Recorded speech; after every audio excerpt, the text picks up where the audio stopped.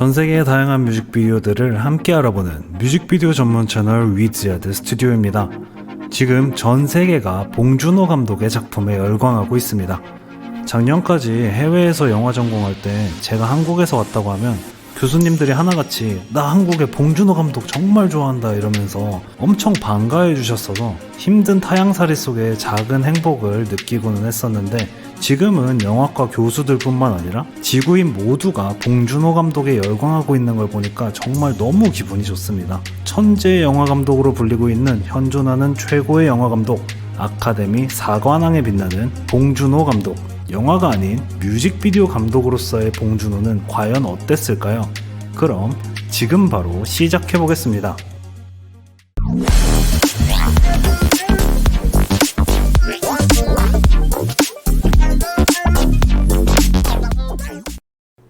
봉준호 감독은 2000년 장편 데뷔작 플란더스에게 개봉 후에 영화 제작자의 권유로 뮤직비디오 연출을 맡게 됩니다. 그 곡은 바로 가수 김돈규의 단이라는 발라드였어요.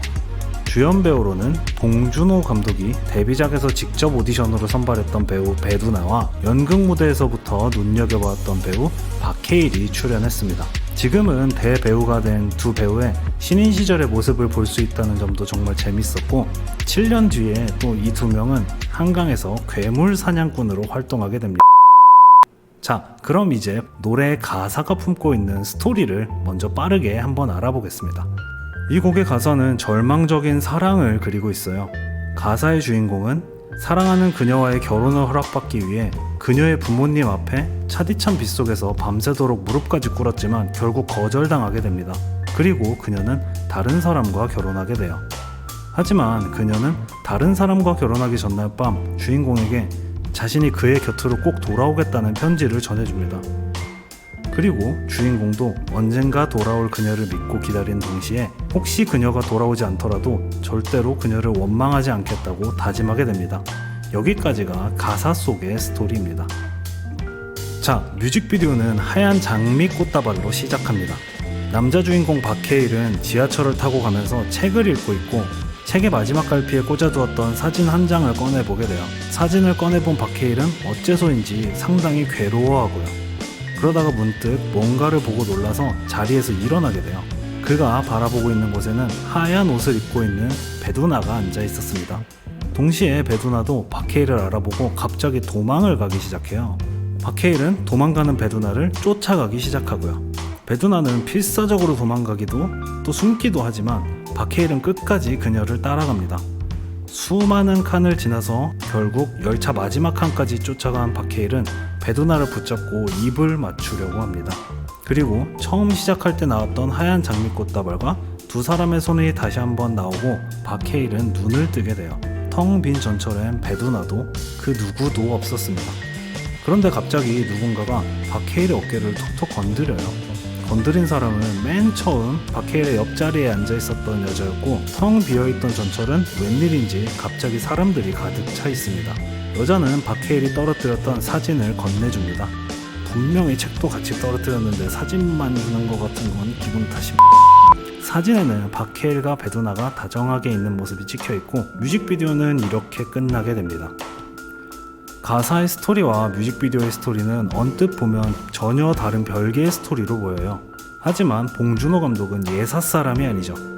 봉준호 감독은 다양한 미장센과 디테일한 오브젝트의 배치를 통해서 고작 4분 41초밖에 없는 시간에 엄청난 이야기를 담아냈습니다. 과연 저 간단해 보이는 4분 41초짜리 스토리에 어떤 의미들이 담겨 있었을까요? 그럼 이제부터 하나하나 뜯어보겠습니다. 맨 처음, 남자의 손은 하얀 장미꽃들을 쓸어내립니다. 하얀 장미의 꽃말은 순수, 순결인데요. 타이트한 앵글로 잡힌 순결한 사랑을 간직한 남자의 손에서 자연스럽게 다음 화면으로 넘어갑니다. 꽃다발을 쥐고 있는 여자의 손과 그 손을 어루만지는 남자의 손이 나오게 되죠. 여기서 여자의 손이 꽃다발을 살짝 움켜쥐는 연출이 나옵니다. 그리고 두 손이 멀어지면서 화면이 전환돼요. 얼굴과 표정은 나오지 않지만 저 구도와 연출을 통해서 우리는 저 사람들이 지금 이별을 슬퍼하고 있다는 것을 어렴풋이 느낄 수 있죠. 다음으로 화면이 전환되는 열차 바닥에 놓여있는 사진 한 장과 하얀 장미 한 송이가 나옵니다. 하얀 장미 한 송이의 꽃말은 다시 만날 수 있을까요? 입니다. 이미 본격적인 곡이 시작하기 전에 봉준호 감독은 단 3컷 만에 앞으로 슬픈 사랑 이야기가 펼쳐질 것을 표현했어요. 시작한 지 단 3컷 만에 소름이 돋네요. 그 뒤 곡 제목 타이틀이 사라지고 전철에 앉아있는 박해일이 나옵니다. 그리고 옆에 있는 여자는 박해일을 힐끔 쳐다봐요. 여자가 힐끔 쳐다보는 시선을 따라서 카메라의 시점이 바뀝니다. 박해일은 앉아서 책을 읽지 않고 그냥 넘기고 있어요. 그리고 마지막 장 책갈피에서 사진 한 장을 꺼내게 되죠. 여기서 중요한 것은 책을 읽지 않고 페이지를 그냥 넘겼다는 것입니다. 들고 있는 책의 내용은 이 이야기와 큰 상관이 없다고 볼 수 있는 거죠. 오히려 사진을 꺼낸 책갈피에 쓰여있는 소설의 제목이 더 중요한 오브젝트입니다. 박해일이 사진을 꺼내는 책갈피에는 오만과 편견이라는 소설의 제목이 뚜렷하게 보여요. 오만과 편견은 신분 차이로 인해서 첫사랑과의 결혼이 무산된 영국의 여류 작가 제인 오스틴이 자신의 경험을 바탕으로 쓴 작품이에요.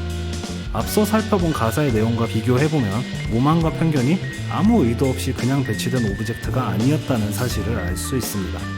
그 책갈피 속에서 나온 사진은 앞서 곡 타이틀이 나오기 전 다시 만날 수 있을까요? 라는 메시지를 담고 있는 하얀 장미 한 송이와 함께 열차 바닥에 놓여져 있던 사진이라고 짐작할 수 있습니다. 이런 연출은 박해일이 아직도 사진 속 베두나를 그리워하고 있다는 사실을 은연중에 드러내줘요. 그렇게 괴로워하던 박해일은 문득 뭔가를 보고 깜짝 놀라서 들고 있던 책과 사진을 떨어뜨리게 됩니다. 옆에서 박해일을 힐끔힐끔 쳐다보던 여자도 박해일이 보는 곳을 따라서 고개를 돌리죠. 그리고 또다시 그녀가 바라보는 시선이 카메라의 시점으로 바뀌게 됩니다. 그렇게 보게 된 그곳에는 베두나가 앉아 있어요. 여기서 우리는 베두나의 외형을 주목할 필요가 있습니다. 하늘하늘한 하얀 옷, 손에 들고 있는 하얀 꽃다발. 결혼식을 앞둔 신부를 상징하는 오브젝트들이죠. 오만과 편견에 이어서 가사의 스토리와 들어맞는 연출입니다. 박해일과 눈이 마주친 베두나는 갑자기 도망가기 시작합니다. 여기서 아주 짧은 순간 정말 강렬한 장면이 나와요. 하얗고 긴 치맛자락과 흩날리는 꽃잎이 바닥에 붙은 앵글로 같이 나오는 부분입니다. 결혼식에는 플라워 샤워라고 하는 이벤트가 있어요. 신랑 신부가 결혼하고 퇴장할 때 웨딩홀 직원이나 키가 큰 주변 친구들이 부부의 앞길을 축복하면서 꽃잎을 뿌려주는 이벤트예요.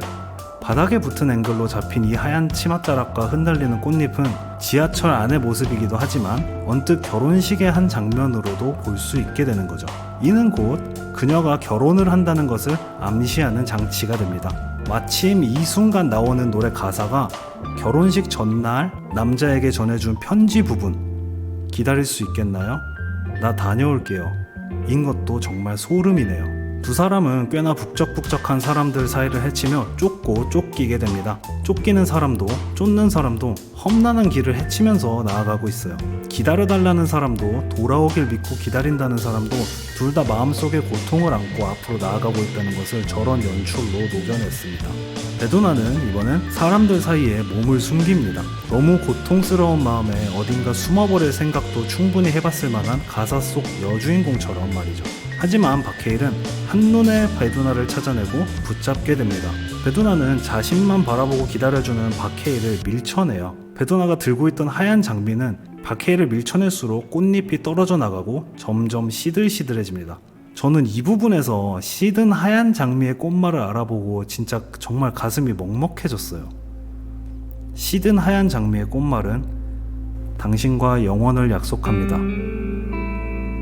한없이 자신을 사랑해주고 기다려주는 박해일을 밀쳐내면 밀쳐낼수록, 벗어나면 벗어날수록 박해일에 대한 사랑이 오히려 점점 커져가는 베두나의 감정선이 저 하얀 장미꽃에 모두 담겨 있었던 거죠.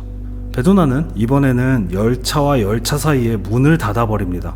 더 이상 자신을 쫓는 박해일이 아파하지 않기를 바라는 마음에 단호하게 막아선 거죠. 그리고 가까운 거리에서 서로 마주보게 됩니다.